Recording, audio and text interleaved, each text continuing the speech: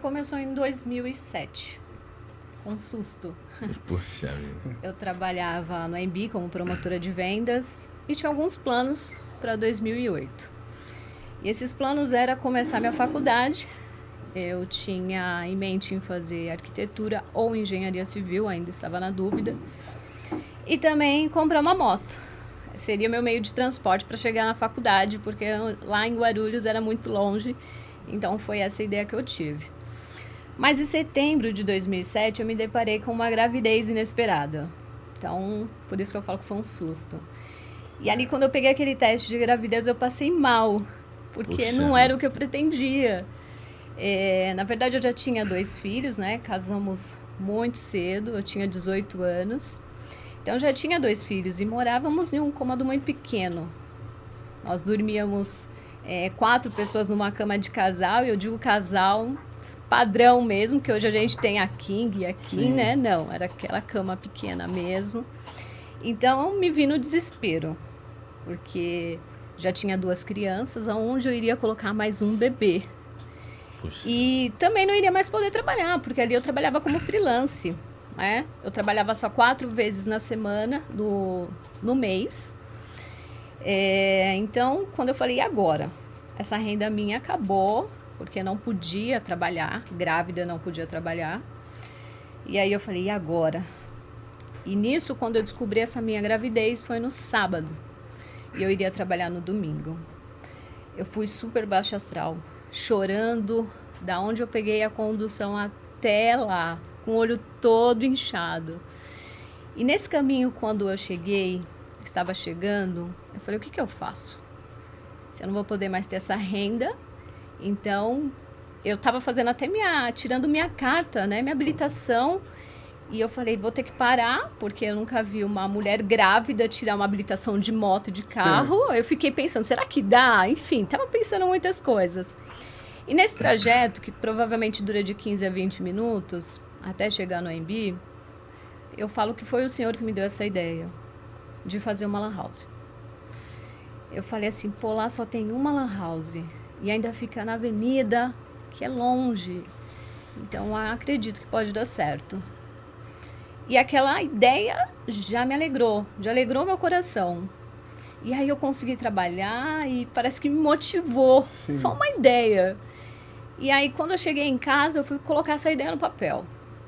Coloquei todos os custos, despesas e fui desenhando quantos computadores, quanto que seria a hora. Enfim, coloquei até a babá para minha filha. Nossa. Olha só.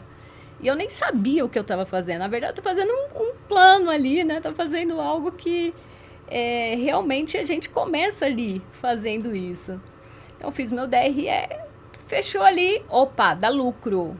Aí eu fiquei, caramba, dá um lucro legal. Olha só, e sonhos, planos. Ele chegou em casa, que ele trabalhava, chegou à tarde, e eu falei assim, Jackson, eu tive uma ideia. A ideia de abrir uma lan house. Aí ele nem queria, não perguntou nada, não queria nem... Não, fechou. Eu falei, Jackson, eu tô falando sério. Ele sempre foi assim. Aí ele falou assim, não, eu também tô falando sério.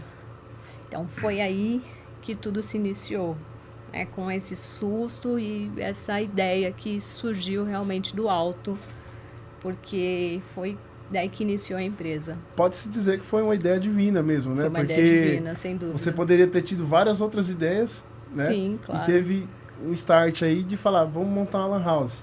Sim, na verdade eu digo que foi divino e eu vou te explicar o porquê. O negócio ele dá certo quando realmente há necessidade para aquele público. Sim. E eu não tinha noção do que era isso. Eu não tinha noção de mercado, eu não tinha noção. Não conhecia Não muito conhecia nada. Só tinha feito ensino médio ainda ali pelo EJA, né? E já queria fazer minha faculdade, então eu não tinha noção de nada disso. Aí eu parei, hoje eu paro e penso e falo assim, realmente foi algo de Deus, porque nós trabalhamos ali na necessidade daquele bairro, sem ter nenhuma instrução, sem ter noção do que estávamos fazendo. Porque em 2007 já foi quase 20 anos atrás, né? Então a escassez para a internet naquela época era muito grande, né? No bairro, né? Sim. As dores do bairro, na verdade, era a falta desse recurso, né? Exatamente. Da Lan Era House. algo novo. Aqui, eu digo que nos centros, né? Centro de Guarulhos, nos grandes, né? Não era novidade. Mas nos bairros pequenos, periféricos, sim, era necessidade, sim, não existia. Mas, então, realmente, era onde nós estávamos iniciando. E nessa época aí, eu lembro que eu saía do bairro para ir em Lan House aqui no centro de Guarulhos. Olha, tá vendo? Mas aí, depois que você teve essa ideia, foi mais fácil, então? Quando conversou com o Jackson, ok, já... Nada. Na verdade, né, quando ela apresentou essa ideia, eu dei o ok de imediato. Por que eu chamei, até coloquei o tema desse nosso podcast, do Menos Zero? Porque a gente não tinha nada. A gente não tinha nada, literalmente nada, para iniciar nenhum negócio. Só que quando eu cheguei em casa aquele dia que ela me apresentou aquela ideia de negócio, a gente tinha conversado no almoço, que eu trabalhava na Carina Plásticos, aí na Dutra. A gente tinha conversado no almoço que o banco tinha liberado o empréstimo consignado. Nossa. E o empréstimo consignado era 2 salários, né? 2 salários que a gente tinha. Ganhava na época R$ 1.200. Então eu tinha ali livre para poder pegar no caixa eletrônico da empresa R$ 2.400. Então, na verdade, a gente não tinha aquele dinheiro era emprestado, um consignado. E aquela ideia que ela teve surgiu no momento ideal. Eu falei, então vamos estruturar, encorajei ela também, fui pegar o dinheiro para comprar os computadores e ela falou, olha, é sério, eu vou pedir o speed empresarial para a gente iniciar o negócio, porque a gente tinha uma garagem, né, parada. Naquela época a gente vivia em extrema escassez, porque a gente já estava com 4 pessoas em um cômodo e vinha a 5ª pessoa integrante da família, que era a Yasmin, e a gente começou a empreender. E eu digo sempre assim para as pessoas que falam de empreendedorismo. O empreendedorismo nasce por uma necessidade pessoal que a pessoa tem, né? Você vai acabar saindo da zona de conforto, ou por uma oportunidade para resolver um problema seu e também um problema da sociedade. Foi ali que tudo começou. Sim. E assim, o legal é que o negócio começou, né? Do menos zero, como você falou. E como que foi essa trajetória, né? Na questão de trazer a internet, montar a Lan House. Faltava muitas peças do quebra-cabeça, né? Montar uma Lan House era a nossa ideia, mas como fazer, a gente não tinha uma noção. Nenhuma. A gente sabia que precisava da internet e dos computadores. Foi o que a gente correu atrás para fazer. Meus amigos me ajudaram, a gente comprou 5 computadores, foi o nosso ativo, né? Que a gente começou. A Edna fez o pedido da internet, o Speed Empresarial ia ser instalado em 15 dias, então eu tinha um curto tempo para poder organizar a infraestrutura do espaço, da garagem, para poder montar essa Lan House. Então comprei os computadores e fui correr atrás das coisas que eu precisava fazer. Só que quando o técnico do Speed chega lá na nossa residência, o modem veio pelo correio, alguns dias antes, a gente já ficou todo feliz com a presença do modem, mas quando o técnico chega, ele já arrisca a ordem de serviço e ele fala assim, assina por favor, porque aqui não tem internet. Ali já foi a primeira frustração no nosso empreendimento, porque ele já queria que eu assinasse antes dele descarregar o carro, ele não fez nada, ele só pediu para mim assinar. Eu falei, não posso assinar. A gente contratou Speed Empresarial, você tem que dar um jeito de instalar isso aqui, porque senão o meu negócio vai pro brejo. Com certeza, vai é um pro do brejo, negócio, né? antes de iniciar. E ele entendeu o meu desespero, né? Porque eu estava ali desesperado, porque eu tinha feito um investimento. Foi o último, né, Jackson? Assim, eu digo o último de solucionar, gente. Primeiro tinha feito tudo, olha só, como nós tínhamos confiança que a internet ia chegar. Nós montamos, pintamos, deixamos lá tudo arrumado, toda a estrutura com os computadores e deixamos por último a internet, porque a gente imaginou, ele vai vir, a gente vai ter que pagar. Então, por isso que foi o último que a gente realmente, ele teve, assim, ele olhou que estava tudo planejado, tudo pronto e realmente ele tentou nos ajudar. E até trazendo aqui para o público também, quantas máquinas tinha na Lan House, né? Iniciamos com 5 máquinas, que era tudo que a gente tinha, né? Que aquele recurso que eu peguei conseguiu comprar, 5 máquinas, um ia ser o servidor e 4 máquinas para alugar. Então era tudo que a gente tinha. E até o que a gente não tinha, porque aquele recurso não era nosso. A gente já tinha parcelas a pagar que descontava do meu salário. E quando ele falou que não tinha e ele se esforçou para poder tentar fazer funcionar a internet, ele chamou cabista, começou a tratar cabo, ficou o dia inteiro lá tentando fazer com que o sinal se estabilizasse, mas no final da tarde realmente não funcionou a internet. Aí eu tive que assinar aquela ordem de serviço para ele ir embora. E ali naquele momento entramos em desespero, né? Porque a gente tinha uma conta a pagar e não ia entrar a receita que a gente tinha esperado. Então a gente até comenta que o negócio começou falido sem a internet, né? Sem do menos internet, zero literalmente, né? Começou sem internet, a gente não tinha internet, não tinha como inaugurar uma lan house. E aí começou o problema, né? O problema foi que nos colocou no meio de tudo isso, de empreender. Entender como que a internet funcionava. Edna passou muito tempo em pesquisas buscando soluções de como que a internet funcionava e quais as possibilidades que a gente tinha de instalar a internet naquela época. E todas elas não davam certo para nós, né? Detalhe, eu pesquisava na internet de escada na casa da minha irmã. Ela tinha um computador e era o que eu ficava lá o dia inteiro para fazer umas 5 pesquisas, só para você ter ideia. Porque era muito lento, muito lento. Opções alternativas para a internet. Então, eu pesquisava, mas não tinha praticamente nenhuma informação que nos ligava. Né, Jackson? Não tinha ali na internet, não existia na época.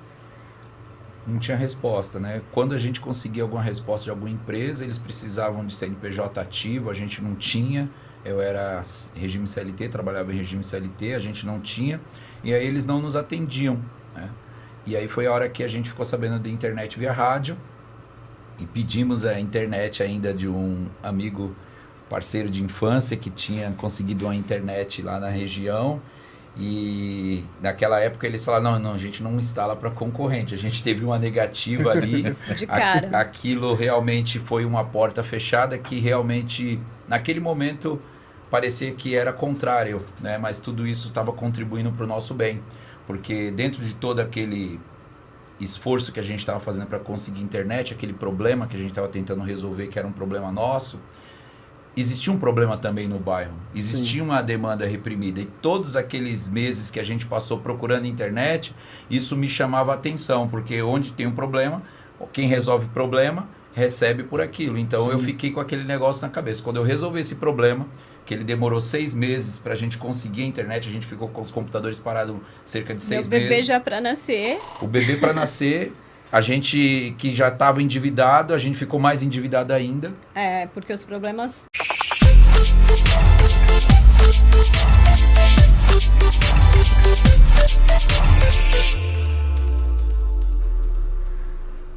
E aí minha mãe sempre foi cabeleireira. Minha mãe, meu pai trabalhava... Sua mãe já era do ramo. Minha mãe sempre ali cabeleireira na garagem, na sala de casa, sabe? Pegava cliente, lavava o cabelo no banheiro mesmo, não tinha condições. E minha mãe sempre falava, filho, você tem que cortar cabelo, você tem que cortar cabelo. Ela falava isso só pra mim. A família são meu irmão e minha irmã, né? A Vaniela e o Bruno. Mas ela falava caçula. Direcionado pra mim, né? O seu mais novo. Eu sou o caçula. E aí ela falava muito disso pra mim. Eu falava, desculpa a palavra assim, eu falava, isso não é coisa de homem, não, cortar cabelo.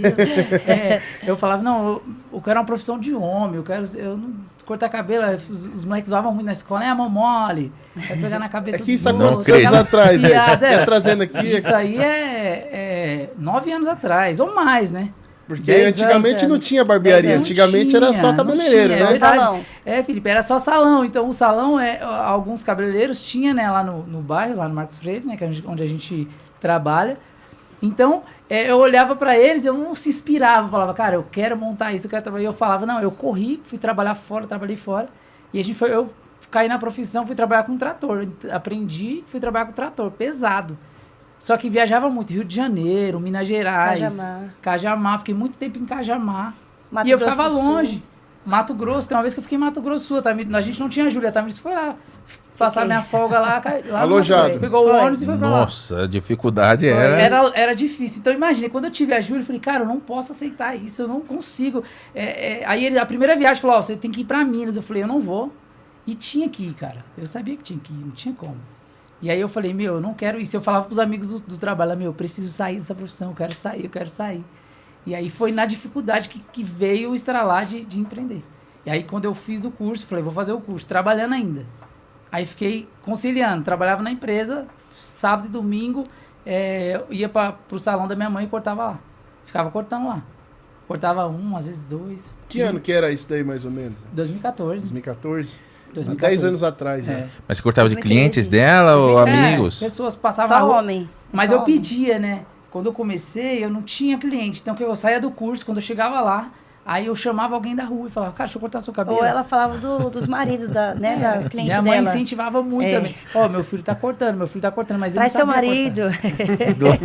E aí, o que eu fiz? Estratégia assim, eu fiz assim, cara, qual que é? Porque eu precisava mostrar meu trabalho num lugar onde todo mundo já tinha cabeleireiro, todo mundo já tinha um lugar de cortar. Então, eu era novo. Então, eu tive que criar alguma estratégia. Falei, cara, eu preciso inovar algo aqui nesse bairro. E foi aí que eu fiz. Eu comecei como? Eu chamava os meninos e falava, deixa eu cortar seu cabelo. Aí, eu peguei uma época boa, que foi o início ali do corte de degradê e tal. E eu falava, deixa eu cortar seu cabelo. Quanto? Não, de graça. Aí eles vinham, eu cortava. Aí, quando eles pediam de novo, tipo, 15 dias, oi, aí, corta meu cabelo. Aí eu falava assim... então, dá R$5 aí só pra me ajudar aqui e tal, na lâmina e alguma coisa, e aí foi indo. E aí os meninos foram falando um pro outro, né, aquela divulgação, e eu fui criando estratégia eu falei, eu preciso fazer algo diferente.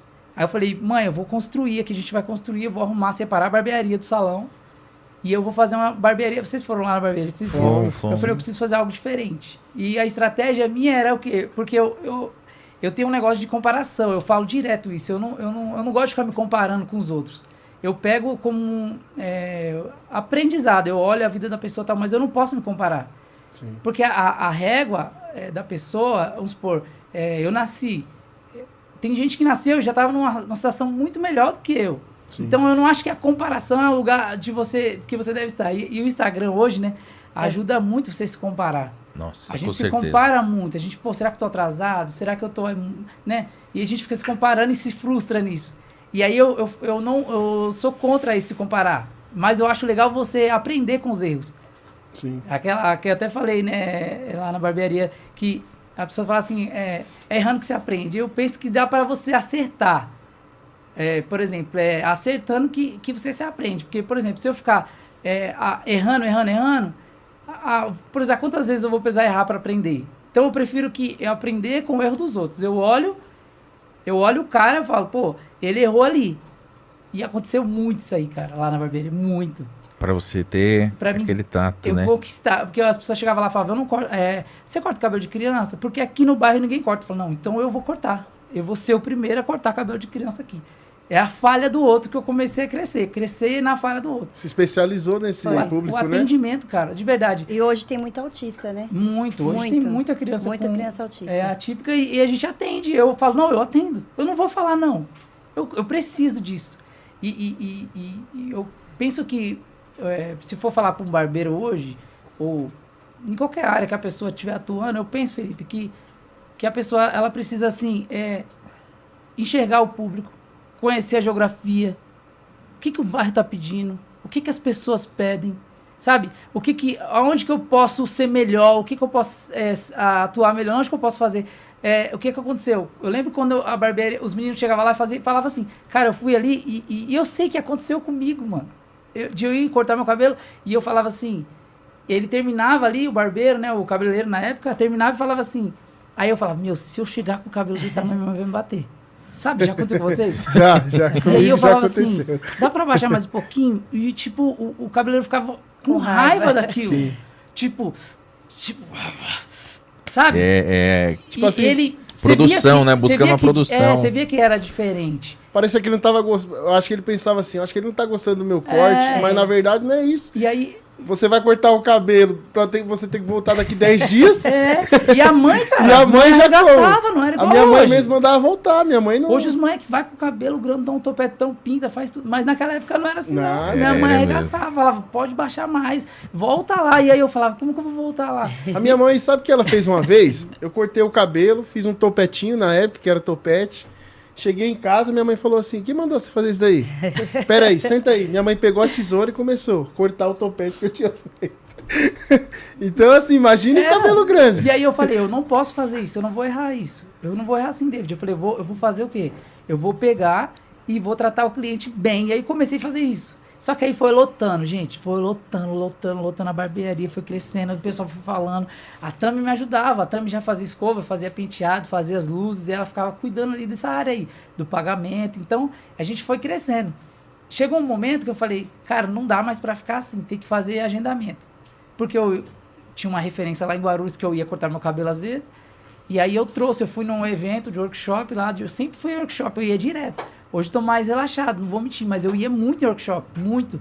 E aí eu lembro que eu saí de um workshop e minha mente deu um estralo. Eu cheguei em casa, falei, Tami, a gente vai colocar o aplicativo e agora o agendamento vai ser, as pessoas vão cortar através do agendamento e tal. E eu já cheguei assim já. Que ano foi isso daí, Ed? Que... Tem uns 4 anos já? Tem uns 4 anos atrás que eu 5 comecei a anos, trabalhar com o aplicativo. Porque isso pra mim é novo, né? Eu acho Foi. eu acho que tem 2, 3 anos que meu barbeiro usa isso Começou também. a usar. E foi, Tem 5 anos.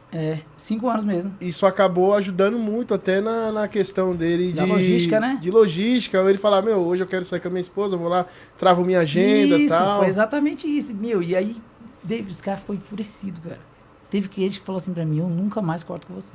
Sério? De verdade. Tem gente que falou assim, mano, eu até gosto de você, mas agendar pra mim não dá, minha vida é muito corrida. E eu falava, gente, se sua vida é corrida, agora é que você vai O ideal você vai chegar, seria... vai cortar no horário que você Você quer. imagina, gente, tinha fila de 7, 8 pessoas. E aí eu falava assim, aí chegava mais alguém, eu falava, acho que esse cara não vai esperar. Aí eu falava, tem 7 pessoas, tipo assim, 7 pessoas, não dá. Aí ele falava, tá bom, vou esperar. Eu não aguento. E aí foi indo, a Tami me ajudando ali, a gente foi crescendo nisso ali na área e eu fui aprendendo, Felipe, com o erro dos outros. Voltando, eu fui aprendendo com o erro. O cara não trabalha com agendamento, eu vou trabalhar com agendamento, porque o meu cliente não pode esperar.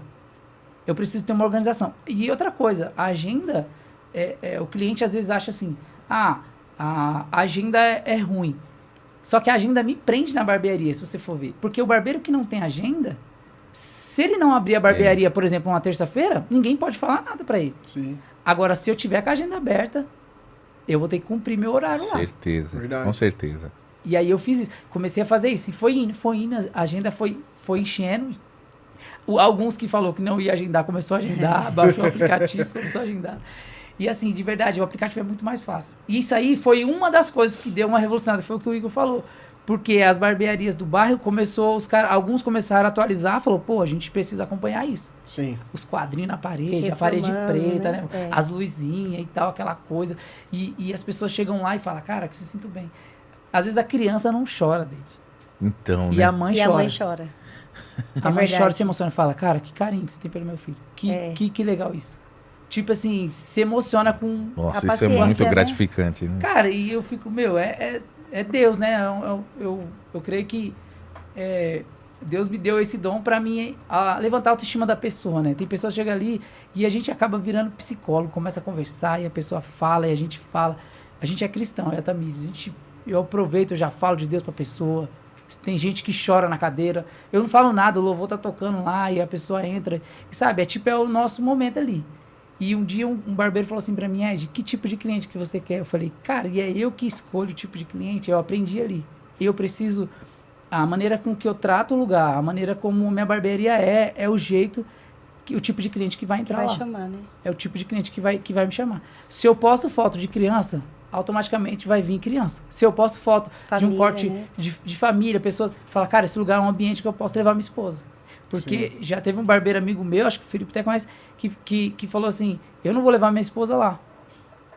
Porque é um ambiente que não dá. Tem Só muito tem homem, os homem, caras né? sem Não é propício. camisa e tal, essas coisas. Sim, E eu sim. falei, cara, isso aí não é pra mim, eu não quero isso. Eu tenho família, eu quero um ambiente familiar. Minha mãe trabalha lá, né? Meu pai tá lá sempre fazendo um café, fazendo a coisa.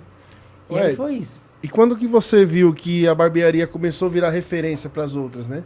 Nossa. Porque hoje você é uma referência lá, né? Obrigado. Eu acho que foi quando os amigos barbeiros, assim.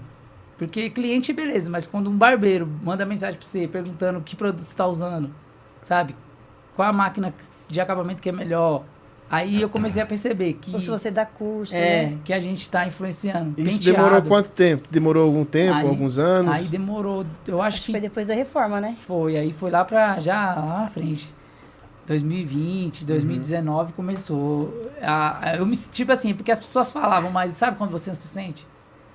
E você acha que foi essa questão da curiosidade para você perder esse medo, esse receio? Um exemplo do cortar o cabelo de uma criança, né? Que eu acho que passar uma navalha, eu acho que é a parte mais delicada para você quebrar esse bloqueio, assim. Então, eu acho que, nem você falou da navalha, a navalha pra mim, eu falava assim, eu vou cortar cabelo, mas eu não vou usar navalha. Sério? Diante de Deus, eu tinha muito medo, muito medo. E eu falava que era o meu bloqueio era isso, eu tinha medo mesmo. E quando eu fui conquistando ali, eu acho que, eu falo que você aprende com o cliente. Eu aprendi, eu acho que a gente aprende com... Porque você precisa entregar um serviço. Aí eu presto serviço, certo? Sim. Eu preciso entregar o meu serviço. Eu vendo isso, eu sou vendedor. Né? Se tiver algum barbeiro aí na live, você é vendedor, cara. Você precisa vender isso que você tem. Você precisa vender um produto, como se fosse um produto. Então, eu aprendia com os clientes. Às vezes eu não sabia fazer. Eu não sabia no começo. Claro que eu não sabia. Só que aí o cliente falava, faz assim, o outro barbeiro faz assim. Lá no outro salão fazia assim. Quando eu cortava o cabelo do meu filho, a gente colocava, até esses dias exatamente, colocou uma capa infantil lá, com desenho de super-heróis e tal, e aí a criança se sente bem no lugar. Sim, sim. E aí, no começo eu não usava, e tem até uma certa idade, eu não uso navalha, né? Nas crianças. Sério? Até hoje, porque elas se mexem e tal, é perigoso. Depende muito da criança. Se for, tipo, tratar de criança. Nos adultos, normal, mas na criança, eu dou um certo cuidado, tipo, um tempo.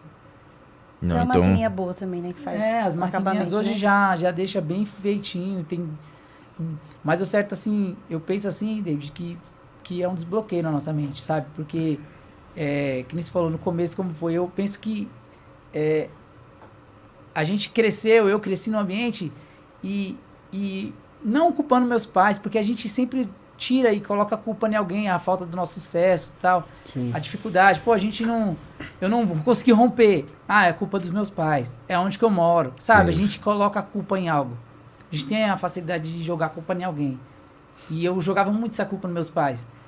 Porque meu pai e minha mãe veio da Bahia. Tipo, sofreu, tipo assim, na dificuldade. Não tinha moradia, trabalho difícil e tal. E a gente cresceu ali. Nós três, eu e minha irmã. E minha irmã trabalhando, ajudava em casa e tal. E aí, tipo, eu falava, pai, eu preciso fazer um curso. Eu queria fazer. Eu queria, sabe, fazer algo. Eu falava, alguns amigos nossos fazendo faculdade e tal. E eu falava, eu queria fazer, só que a gente não tinha condições. E meu pai não tinha, cara. Meu pai não tinha condição, não tinha estudo. Meu pai falava assim, gente, vocês têm que trabalhar. Sabe, a resposta do meu pai era, vai trabalhar. Curso não te dá dinheiro. Sabe, a mentalidade dele era essa. Então, a gente cresceu com esse bloqueio. Sabe, tipo, isso aqui tá bom pra você. Certo. Esse espacinho tá legal. Não precisa ser um carro tão bom. Sabe, o lugar não precisa ser... Tá tranquilo, fica aqui. Aqui é tranquilo. Sabe, esse trabalho tá bom. Já conquistou até aí, tá legal, e aí, né? Só que eu jogava a culpa nos meus pais, Felipe. Eu jogava. Tipo assim, nós não tem isso por causa disso. Cara, depois eu percebi que esse vitimismo aí não ia me levar a lugar nenhum. Que a gente precisava reagir. Cara, o que eu preciso fazer? Eu tô com saúde, eu tenho vigor pra trabalhar. Então, peraí, eu vou fazer. E aí eu tirei esse bloqueio, falei, não, eu preciso avançar. Claro que, né, não tem como falar que é Deus em tudo.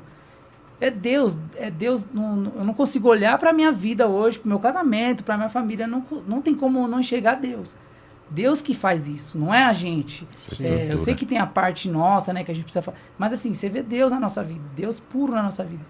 Eu lembro que eu orava no trator, eu orava, eu ficava ali sozinho no trator, eu fechava meus olhos, eu orava, Deus, eu preciso de um trabalho, o Senhor me ensina. E eu creio que Deus ouviu aquela oração. Você já tinha decidido ser barbeiro? Já. Eu queria, só que eu já tava até cortando, mas eu, tipo... Você tinha um medo sabe, de abandonar. Como é que fala? O pulo do gato que o pessoal fala, né? Faltava, cara, faltava o tipo, e aí? A ousadia. Sabe, a ousadia, a coragem de ir pra frente. E a gente foi indo. E mais ou menos assim também, o receio que às vezes as pessoas têm de largar algo garantido para poder empreender em algo que ele nem sabe se vai dar certo. Isso. Mas, para poder dar certo, só depende da pessoa. Eu lembro que o meu salário era 2.800. Eu já tinha a Júlia né? Já tinha casa. Isso em que ano, mais ou menos? Aí era 2013, né? Júlia tava com um ano. 2013. Isso.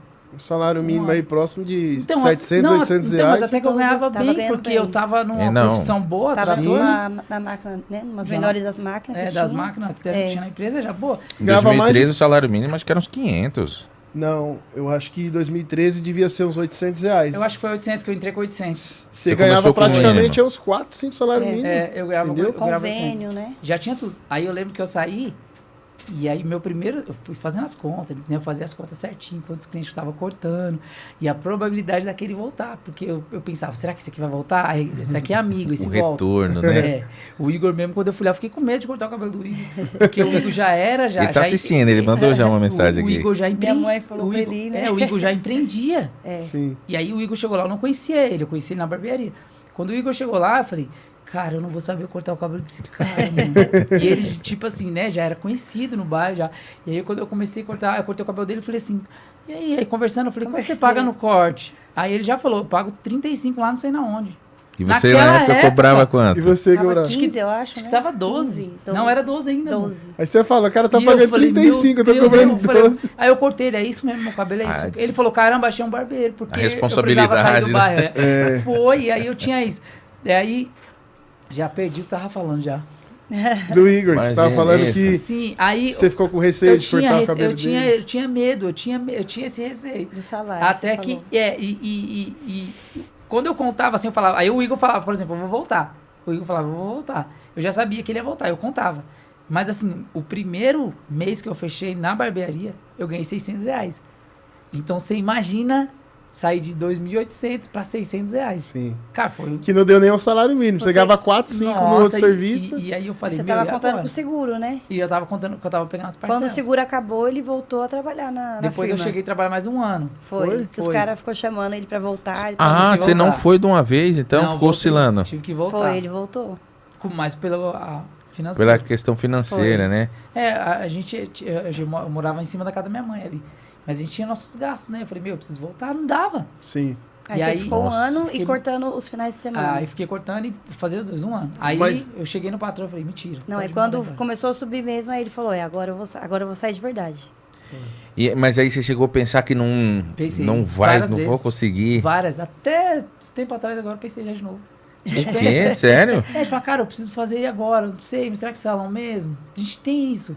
Cara, a mente nossa fala pra...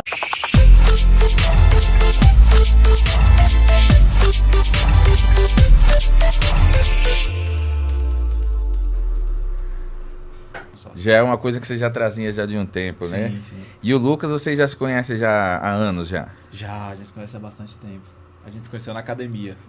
Mas, poxa, na academia saiu os dois advogados. Mas você já era advogado já na academia? Eu já era advogado já.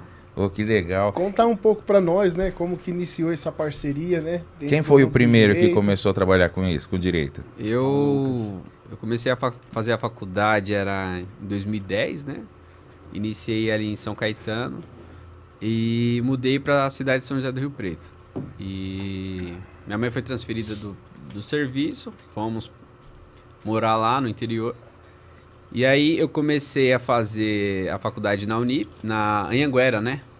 Na Anhanguera. E de lá eu mudei para Unirp, né?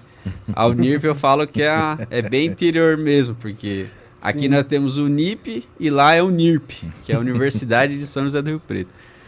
E lá eu fiz o curso de Direito. Iniciei lá como... Fiz a minha parte de estagiário, comecei advogando lá, até que eu pudesse retornar para São Paulo novamente. Ô Lucas, e que ano que iniciou lá a faculdade? Vocês começou os estudos lá? Você começou aqui, na verdade? Lá, né? Aqui eu comecei em 2010. Certo. Lá eu comecei em 2011, né? Fui lá sem trabalho nenhum, com a minha mãe. A gente manteve uma bolsa de desconto na faculdade da Anhanguera, na Unirp, que é uma faculdade renomada lá no interior de São José do Rio Preto. É uma universidade referência para o curso de Direito, né? Ali da região. Então, assim, é uma universidade muito boa. A nota do MEC é muito boa mesmo. E aí eu continuei fazendo a faculdade lá.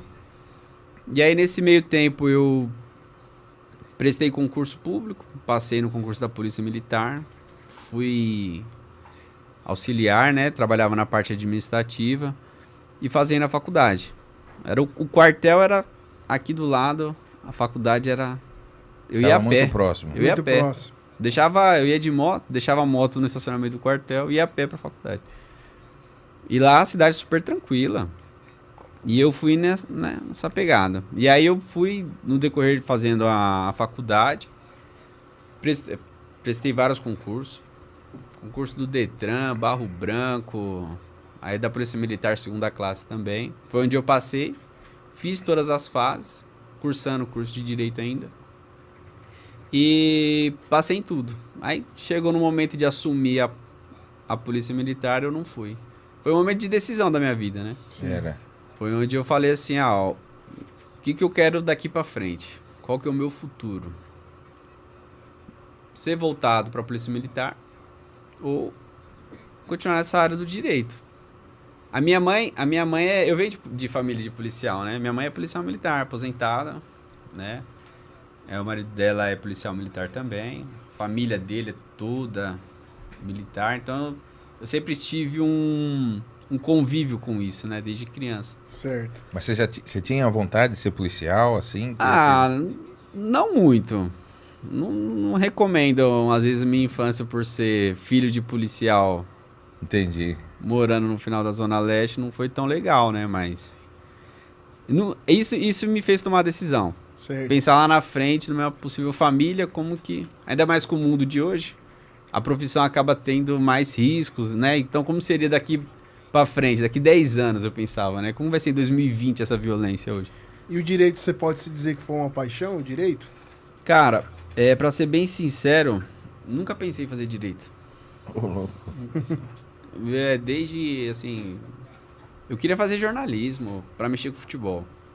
Gostava de falar de time. Queria estar lá fazendo entrevista de... Falar como que vai ser a escalação do Santos. Como que vai ser a contratação pra Série B agora. Eu gostava disso. E aí a minha mãe começou a fazer. Aí ela falou, Lucas, é legal direito. Por que você não tenta direito? Aí eu falei, mãe, não sei. Aí eu fui ver o curso de direito. Ele abre um leque muito grande para concurso. Então, assim, existem inúmeros concursos públicos para direito. Sim. Cidade de Guarulhos, você pode fazer um concurso público para ser assistente jurídico. Aí procurador, né, advogado de uma empresa pública. Então, assim, existe um leque muito grande. Para o Detran, você consegue entrar numa área jurídica. Então, tem vários departamentos, tudo depende da parte jurídica, né? Então, eu pensava muito nisso. Eu vou fazer direito, então, por conta do concurso público. Sim. Com o decorrer do tempo, eu fui pegando gosto. Aí, quando eu mudei para São José do Rio Preto, que eu vi a faculdade, que teve um conhecimento profundo, mais detalhado, aí eu gostei. Aí eu falei assim, não, vou seguir nessa carreira. E foi onde eu decidi, deixa a polícia pra lá. Às vezes é um dinheiro que eu vou ganhar mais agora, mas vamos pensar a longo prazo, né? Sim. Penso no concurso público, no Ministério Público e tal. Aí continuei com o curso de Direito, saí da polícia, né? E comecei a estagiar. E aí, estagiando, passei na OAB, né? A situação da OAB, a gente podia prestar enquanto cursa a faculdade, né? No último semestre. Fiz a primeira prova, estava no 9º semestre, fiz sem estudar, fui super mal, horrível. E aí, na segunda, eu me preparei. Segunda prova que eu fiz, eu me preparei, passei. E quando eu encerrei a faculdade, tava lá, o diploma e com a OAB na mão. E que ano foi isso? Em 2015. 2015. Era uma promessa pra mim, porque minha família inteira em São Paulo, eu sozinho em São José do Rio Preto. É quantos quilômetros de São Paulo? São 600? Mais ou menos, 550, 600. Eu estive lá 3 meses atrás. Por sinal, é uma cidade muito boa, muito bonita, né? Muito boa mesmo. E aí, no caso, quando você veio para São Paulo, você já conheceu o Aloysio ou ainda não chegamos nesse episódio? Não, ainda não. Nesse capítulo. Não. Aí, voltei, né, novo ainda, fazendo academia, e eu vivia na academia, basicamente, né? Academia da minha madrasta, né? A Max Power, fica lá em São Caetano. São Caetano do Sul. E incrível que pareça, Ela tá lá desde 1985. Puxa, tá bem localizado, hein? A academia mais antiga de São Caetano é a Max Power. E aí eu treinava lá, ajudava, tal, né? Ficava tudo em família, é uma academia muito família lá. E o legal é disso, né? Aí eu ficava lá, ficava na resenha, treinava e ficava na resenha. Sim. E aí eu conheci o irmão do Aloysio e, consequentemente, o Aloysio também. Você conheceu o irmão do Aloysio primeiro, que é? Felipe, Puxa Felipe, vida. que eu trouxe ele aqui para São Paulo. O Aloysio, antes, quando eu conheci ele na empresa, eu não imaginava que ele era da área do direito. Eu pensava que ele tinha uma formação em educação física, porque ele entende um pouco, assim, fala bem do assunto. Aqui eu falei, advogado? Poxa vida. Mas ele sempre foi técnico nas falas, até mesmo nas vendas. Aí quando você conheceu, a Luísa já tinha esse sonho de ser advogado, Luísa? Já tinha... Cara, não. Eu herdei esse sonho da minha mãe. Era um sonho que eu carregava já há bastante tempo. Mas com o passar do tempo, eu mudei o foco. Eu morava no Piauí, na época de ensino médio. Você nasceu lá, né? Nasci lá. Aí, no decorrer do tempo, fui morar em Brasília e voltei na época do ensino médio. E aí eu meio que perdi esse sonho. Eu herdei dela e fui meio que perdendo ele. Aí quando eu cheguei aqui em São Paulo, eu vim para São Paulo com um planejamento um pouco diferente, juntar um dinheiro, me casar, trazer a minha esposa. E aí eu trouxe ela para cá, a gente passou um tempo e aí deu aquele estalo. Cara, eu tenho que estudar, sempre tá passando, tenho que estudar, tá passando. E aí eu trabalhava numa empresa, tipo, nada a ver do direito. Eu trabalhava com drywall, numa empresa de construção. Puxa. Era totalmente diferente. E aí na academia, teve um dia que eu comentei com ele. Falei, pô, Lucas, tô pensando em voltar a estudar, cara. O tempo tá passando. E tô pensando em fazer direito, era uma coisa que eu tinha vontade já do passado e tal. E tô pensando, cara, quando eu falei que eu queria fazer direito, esse cara ficou no meu pé. Foi, tipo, tinha que ter um incentivo, né? Uma semana direto. E aí, já foi lá fazer a provinha, já foi lá fazer a prova na faculdade, foi lá fazer a prova. E aí, até que um dia eu fui, nossa, eu lembro como se fosse hoje, eu fui lá, fiz o vestibularzinho. Aí logo em seguida eles mandaram um e-mail falando que eu tinha passado. Isso em que ano, Luiz? 2016. De 2016 para 2017. E aí foi onde tudo se iniciou. E aí a gente... Com o passar do tempo, o Lucas... eu tive que meio que parar de treinar, porque a academia ela era aberta só até as 23 horas. Na época ainda, hoje só até as 22. E não dava tempo. Eu saía da faculdade às 22, ali em Utinga.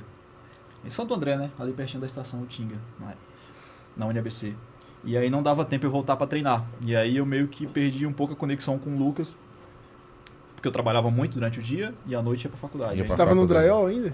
Não, né? Aí eu tive que largar. Eu comecei a trabalhar um pouco pra mim na época de drywall também, pegava umas coisinhas junto com um amigo meu, o nome dele é Tinho, um abraço Tinho, tamo junto.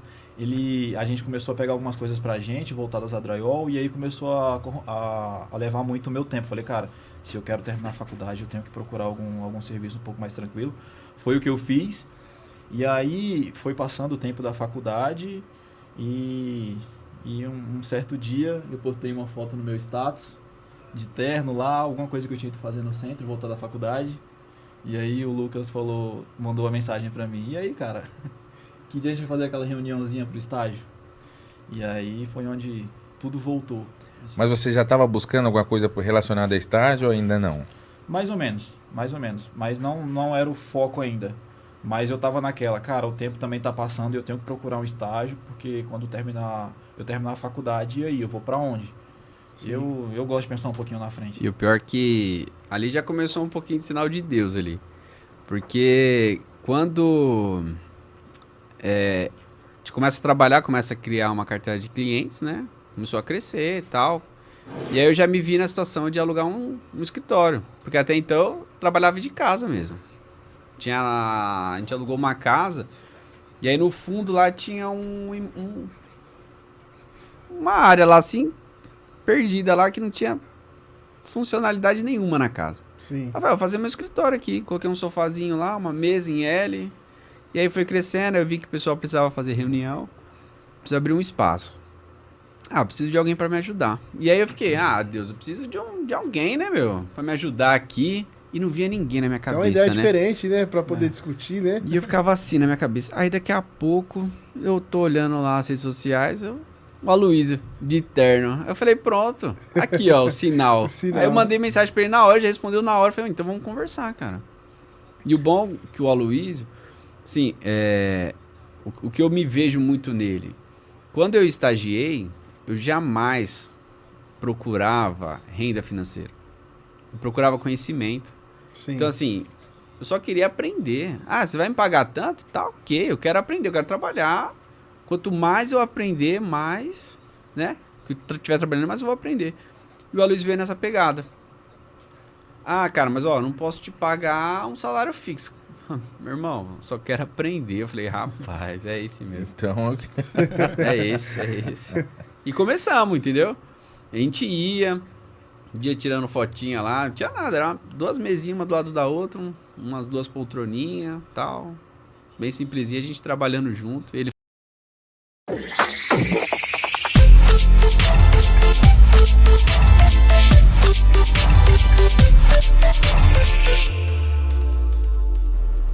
econômicos.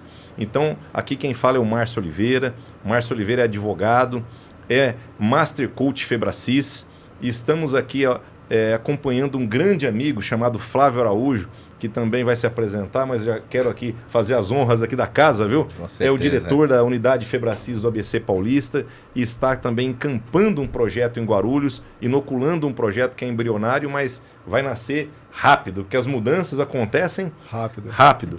Então, dia 1, 2, 3 e 4 de fevereiro, a primeira atividade já da unidade Febracis, que nós vamos tratar logo à frente, será transmitido aqui ao vivo o primeiro método CIS de Guarulhos. Eu quero parabenizar o BMcast, porque essa notícia é de primeiríssima mão, exclusivíssima. Primeiro veículo da cidade de Guarulhos que está divulgando esta informação. Vai estar disponível para todos aqueles que sempre sonharam ou tiveram vontade, desejo de participar do método CIS, mas por acontecer em locais muitas das vezes distantes, como ocorrerá presencialmente em Joinville ou em outras unidades, meio na contramão do Guarulhense. Agora o Guarulhense terá um local aconchegante, aprazível, um local onde ele será extremamente bem acolhido para poder assistir aqui, dentro da unidade local, o treinamento do método CIS, dia 1, 2, 3 e 4 de fevereiro. Maravilha. Então é uma honra estar com vocês. Vamos junto. Flávio Araújo.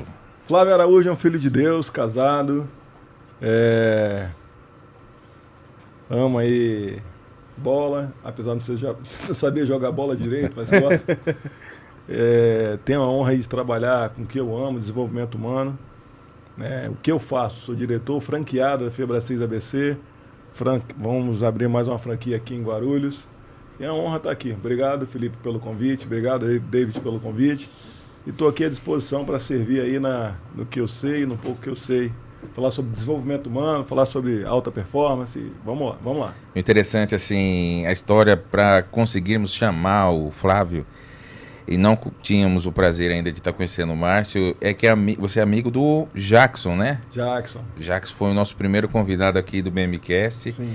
E assim, a gente, por ser do mesmo bairro que ele, acompanhou todo o crescimento dele e principalmente, eu acho que uma das coisas que mudou muito foi o conceito da Febracis, que já havia mencionado e tudo mais. E aí eu acho que na chamada dele você fez o comentário lá, eu falei, puxa, que bacana, tivemos essa oportunidade com plena certeza, né? Esse espaço é aberto para vocês, não só nesse momento aqui, no 6º episódio, né, Felipe? Isso aí, mas nos próximos também, se vocês quiserem, porque a Febracis, pessoal, ela tem uma gama de oportunidades, não vou nem falar cursos ou evento, então são oportunidades mesmo. Mas pelo que eu entendi, qual dos dois começou com o desenvolvimento humano primeiro? Só trazer o Jackson, teu irmão, é cria minha também, tá? O Jailson, Jailson, me perdoa. Jailson, o Jackson também teve aqui com vocês. Isso. O Jailson, irmão do Felipe. Isso. Jailson teve lá, meu aluno. O Jackson teve aqui no podcast, ele é empresário. Ele foi do ramo da tecnologia de internet. Ele também foi meu aluno lá, fiz confusão aqui. Galera, um beijo no coração. Vocês moram aqui em Guarulhos. Uma honra estar aqui. Eu comecei em 2017. minha história, eu sou filho de vendedor ambulante, só tive um emprego na carteira, CLT, abri a primeira loja, essa história de vendedor ambulante virou 8 lojas, e sempre busquei muito conhecimento cognitivo, né? Estudar para romper a bolha da pobreza. E até algum momento que eu fui picado ali pelo desenvolvimento humano. Eu queria entender mais sobre isso, né? Teve um episódio na minha vida, particularmente eu não gosto de falar, mas eu entrei nesse mundo porque eu tive um câncer. Eu queria entender o que faz um cara jovem ter uma doença dessa, né? E aí eu comecei a adentrar e me aprofundar e hoje vivo disso, vendi as lojas. E tenho um prazer, amo o que eu faço. E você começou a empreender, foi no ramo de calçados? Na verdade, eu tenho uma carreira internacional no Paraguai, né? Comecei como representante de fronteira, né? Sério mesmo? Cara, todo pequeno comerciante, ele tem que nascer. Ele tem que nascer, e eu nasci, né? Nasci na 25 de março. E então sou filho de vendedor ambulante, já fui na feira, já vigiei carro. E isso foi escalando ao ponto de ter 8 lojas. E isso no estado do Espírito Santo. Sou capixaba. Aí você ia fazer compras no Paraguai para vender no Espírito Santo? Rapaz, dá um pulo lá na frente. Isso aí vai ficar 1 hora aqui só de podcast. Eu comecei a trabalhar na rua com 12 anos, né? E dos 12 até os 20 eu fui vendedor ambulante. Dos 20 até os 30 eu trabalhei numa multinacional, aí depois saí, montei minha primeira loja menor do que esse estúdio aqui, e depois virou 8 lojas aí, com 64 colaboradores. Tive um problema de saúde, fiquei muito querendo entender tudo isso, e aí eu olhei para dentro, ele vai falar um pouco de desenvolvimento humano, de alta performance, e comecei a entender um pouco da mentalidade, e eu me apaixonei por esse mundo e migrei. Certo. Ô Flávio, as lojas, você demorou qual o período aí para poder montar essas 8 lojas? Qual foi o tempo aí, o percurso que você percorreu? Rapaz, eu tive que dar um treinamento agora sobre empreendedorismo e também tem a ver com essa pauta aqui, né? O empreendedor, ele é um cara que ele é visionário, ele acredita no que faz, ele parece que ele é meio apaixonado por dor de cabeça. Sim. Porque dá muita dor de cabeça, né? Tem, lógico, tem sua alegria. Mas eu comecei as lojas em eu estava com 29, então eu estou com 45, 29 até 39. Depois eu migrei 100% para Febracis. Então, tem 6 anos e meio que eu estou na Febracis. E eu fui trocando, fui vendendo as lojas, fui passando, fui começando Primeiro eu vivi os cursos como aluno, depois comecei a ministrar, depois me tornei um franqueado e hoje eu ministro todos os treinamentos da grade, ministro treinamentos em company e estou aqui agora. Sim. Como franqueado. Eu falo porque assim, hoje muita gente empreende sem buscar conhecimento. E assim, o intuito de trazer vocês aqui hoje também é de mostrar que o podcast também é voltado para empreendedorismo e não precisa sofrer tanto, né? Existe parece um chavão, mas assim, você pode aprender com seus próprios erros, sim, aprender com o erro do próximo e aprender com o acerto de quem deu certo. Isso. Né? Então, só que já posso linkar empreender com desenvolvimento humano? Pode. É impossível você falar de desenvolvimento humano, de alta performance, se você não tiver humildade, né? E humildade tem tudo a ver com empreendedorismo, porque se você não buscar conhecimento, se você não buscar ali afiar o seu machado, empreender faz parte de ter erros, mas só que você não pode passar a vida inteira errando, né? Sim. Então quando você busca conhecimento, você passa a errar menos e acertar mais. Então está muito ligado em empreendedorismo com desenvolvimento humano. O maior sabotador de qualquer empresário chama-se arrogância. O cara arrogante é aquele cara que já sabe tudo. Mas eu já dei certo, cara. Você deu certo até ontem, o mercado mudou. Até um certo ponto, né? Posso contar um segredo aqui no ar? Posso? Pode. Você me permite? Com certeza. Pô, já fiz um curso de datilografia. E achava que tinha a vida resolvida. Brincadeira à parte, olha como é que o mundo mudou. Se você voltar um tempo atrás, nossa, o cara tem um curso de datilografia, o cara está empregado, enfim. Se você voltar aí, quem era Kodak? Sim. Né? Então, o que eu quero falar com tudo isso? O empreendedor que não é humilde, que não acompanha toda a transformação, ele fica para trás. Com certeza. A gente tem inteligência emocional, inteligência espiritual, que é a base, como bem Márcio trouxe, inteligência intelectual, e hoje tem inteligência tecnológica. A gente está falando aqui, disputando com grandes canais que há bem pouco tempo a gente não tinha nem essa possibilidade. Com certeza. Hoje eu consigo perceber, principalmente quando você trouxe esse assunto da inteligência emocional, a importância que isso tem, como o Márcio havia mencionado, não sei se foi ao vivo ou se foi antes de começarmos, da importância da inteligência emocional na sociedade, não é? Hoje a gente vive um momento de crise, de identidade, né?